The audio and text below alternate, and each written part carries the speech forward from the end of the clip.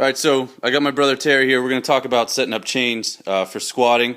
Obviously you can use it for a few purposes. Our purpose is to teach tension through the bottom of the range of motion as you transition to the ascension. And Terry's going to go over some of the basics of setting them up and what you want to look for and chain length and how to use helper chains, all that kind of stuff. And then we're going to demonstrate a few reps to see how the chains load and unload. So go ahead, Terry. First thing you want to make sure, first thing you need is a helper chain. The helper chain is going to be around 4 feet, in length, while the main chains are going to be around 5 feet in length, as we have here.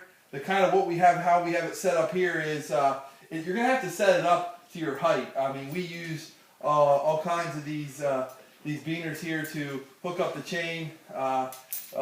To elongate it a little bit because I'm about 6'1", and you only want about 3 to 5 inches, 3 to 5 actually lengths on the ground when you stand up at the top of the movement. So when you stand up, you want 3 to 5 lengths on the ground. But here, notice there's a lot more than that because I'm not under the bar and I haven't stood up at the bar yet. I have the chain doubled, okay, split in half, and I actually here just to set it up. You know, to be a little bit creative in our situation is to hang it off a bar clamp.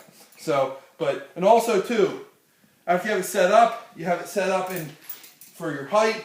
You want to make sure the chains when you start out are back away. So when you step out from the rack, you're stepping right into your line that you're going to be squatting in this instance. And as you can see, I have that on both sides.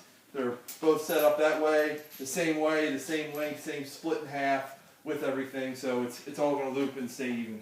Cool. He's going to show you a few reps just to show you how the chains unload and unload, and be mindful of his tension the whole time because that's really what we have to look at, and that's the important thing here. Good. He reaches, chains unload, they load. Look at the tension he has. The chains are swinging, but it's not throwing him out of his path. He's got his elbows tucked. He's got torque in his feet. He's spreading the floor, and his head's staying in a good position. That's all.